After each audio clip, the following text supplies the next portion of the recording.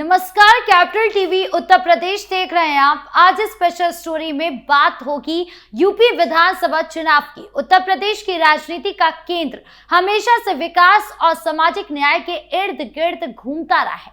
2027 विधानसभा चुनाव से ठीक 2 साल पहले सत्ताधारी बीजेपी और मुख्यमंत्री योगी आदित्यनाथ की सरकार ने विकास की ऐसी पटरी बिछाई है कि विपक्ष के तमाम प्रयास फीके पड़ते नजर आ रहे हैं।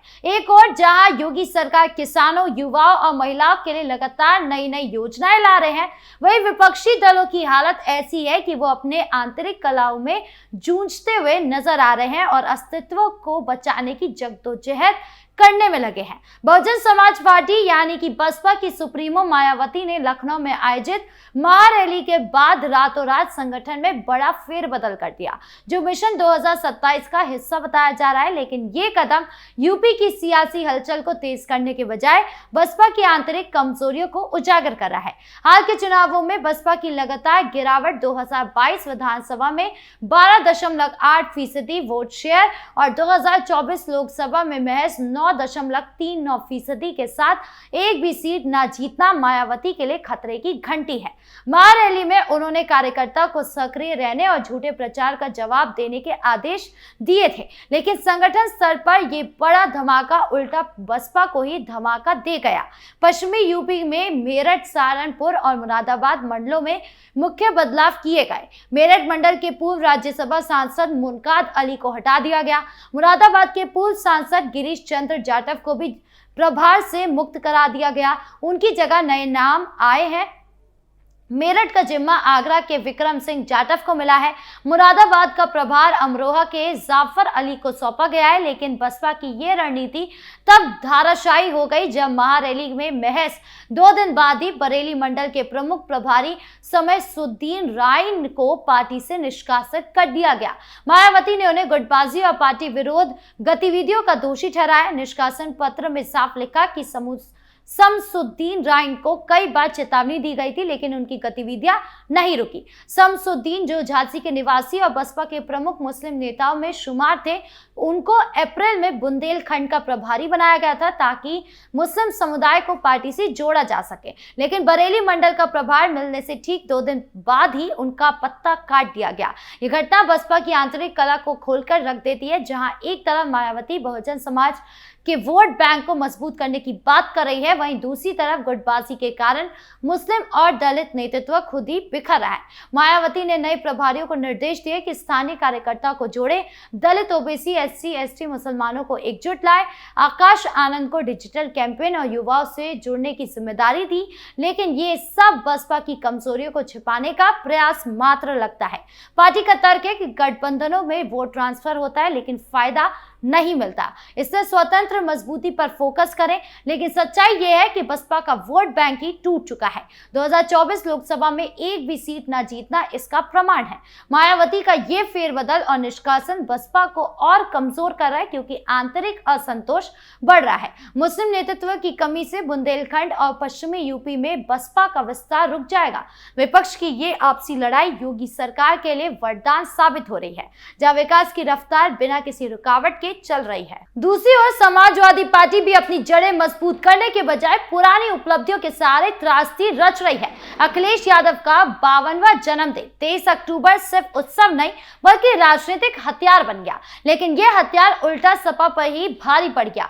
लखनऊ के सपा कार्यालय के बाहर लगा नया पोस्टर बीजेपी के डबल इंजन नारे को उलटफेर देने का दावा करता है। सपा ने लॉन्च किया प्रबल इंजन, समाजवादी पार्टी एक इंजन, मजबूत इंजन। ये पोस्टर सपा नेता जयराम पांडे ने लगाया, जो 2022 में मेहंदावल से उम्मीदवार थे। पोस्टर में अखिलेश को रेल इंजन पे चढ़े दिखाया गया। पीछे डिब्बों में उनकी पुरानी सरकार यानी 2012 से 2017 की उपलब्धियां गिनाई गई। Agra Lucknow expressway, Lucknow metro, dial 100, कन्या विद्यावन लैपटॉप योजना, संस्कृत श्लोक से जन्मदिन की शुभकामनाएं दी गई। लेकिन ये पोस्टर सपा की हताशा को ही उजागर करता है। डबल इंजन का काउंटर करने के नाम पर प्रबल इंजन का नारा तो छेड़ा, लेकिन पोस्टर पर लिखा फिर से चलेगी समृद्धि की बयार जब 2027 में आएगी प्रबल इंजन की सरकार। महज एक खोखला दावा लगता है। अखिलेश का वास्तविक जन्मदिन 23 अक्टूबर है। हालांकि दस्तावेजों में 1 जुलाई 1973 दर्ज है। सपा की ये रणनीति आक्रामक लगती है, लेकिन वास्तव में ये पुरानी यादें ताजा करने का प्रयास है। सबसे बड़ा खुलासा जो पोस्टर में लिखा गया है वो है पीडीए का नया नाम, नया मतलब। पीडीए मतलब प्रगतिशील, डी मतलब दूरदर्शी और ए मतलब अमन पसंद। पहले अखिलेश यादव पीडीए का मतलब बताते थे पिछड़ा, दलित, अल्पसंख्यक, लेकिन अब ये बदल गया है। मतलब समय के साथ नारा बदलना सपा की फितरत बन गई है। ऐसी पार्टी पर जनता क्या भरोसा करे जिसके नारे मौसम के साथ बदलते रहते हैं। ये पीडीए का पूर्ण परिभाषण सपा की विचारधारा की अस्थिरता को दर्शाता है। भाजपा ने इसे भुनाने का मौका पा लिया है। प्रदेश अध्यक्ष भूपेंद्र चौधरी ने तंज कसा। असली अंधेरा अखिलेश यादव की सोच में है। सीएम योगी ने भी पलटवार किया। अखिलेश यादव को राम मंदिर से ही नहीं, दिवाली से भी नफरत है। ये पोस्टर सपा की हताशा का प्रतीक है। जहां वो 2012 से 2017 की उपलब्धियों का सहारा ले रहे हैं, वहीं योगी सरकार ने उसी एक्सप्रेसवे को और विस्तार किया है। मेट्रो को नई शहरों तक पहुंचाया और डायल 100 को डिजिटल सिटी का हिस्सा बनाया है। सपा का प्रबल इंजन महज एक होर्डिंग है, जबकि योगी का डबल इंजन वास्तविक विकास का इंजन है। सपा कार्यकर्ता तो उत्साहित है, लेकिन जनता जानती है कि अखिलेश की सरकार में गुंडाराज और भ्रष्टाचार का बोलबाला था। ये पोस्टर विपक्ष की कमजोरी को ही उजागर करता है। जहां नारे बदलते लेकिन जमीन पर कुछ नहीं बदलता। यूपी की सियासत में विपक्ष की ये आपसी खींचतान योगी सरकार के लिए सुनहरा अवसर साबित हो रही है। मुख्यमंत्री योगी आदित्यनाथ ने विकास की ऐसी लहर चलाई है कि विपक्ष के सारे प्रयास फीके पड़ जाते हैं। हाल ही में कैबिनेट बैठक में किसानों के लिए धान खरीद पर 60 लाख मीट्रिक टन का लक्ष्य रखा गया है और एमएसपी में वृद्धि कर दी गई है। 1.37 लाख किसानों ने पहले ही पंजीकरण करा लिया था, जो विपक्ष की तुलना में योगी की लोकप्रियता का प्रमाण है। अखिलेश और मायावती अपनी पार्टी को संभालने में जुटे हैं, लेकिन योगी बिना रुके विकास पर फोकस कर रहे हैं, उस पर काम कर रहे हैं। पूर्वांचल एक्सप्रेसवे, गंगा एक्सप्रेसवे जैसी परियोजनाएं पूरी हो रही है, जो सपा और बसपा के सपनों में कहीं आगे नहीं है।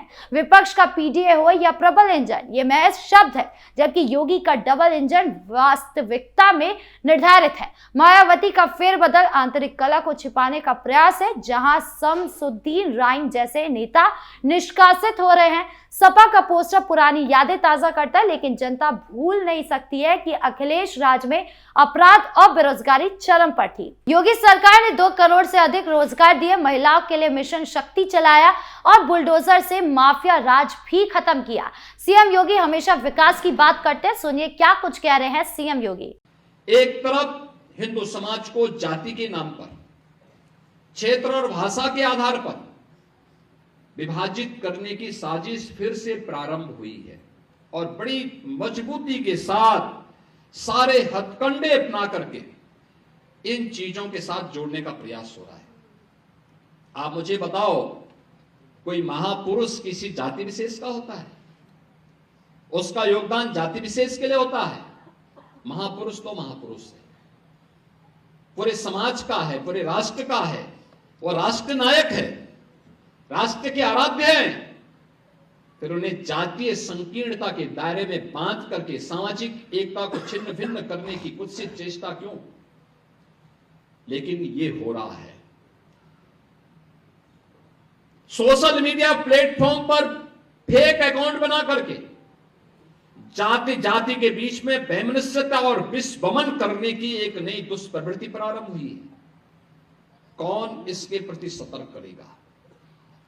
समाज को इसके प्रति कौन जागरूक करेगा? एक और सनातन धर्म से जुड़े हुए पर्व और त्योहारों के बारे में नकारात्मक टिप्पणियां, भारत के आराध्य देवों के प्रति अपमानजनक टिप्पणियां, भारत के महापुरुषों को जातीय आधार पर विभाजन की कुत्सित चेष्टा, और दूसरी ओर देश के अंदर लव जिहाद और धर्मांतरण जैसी कुत्सित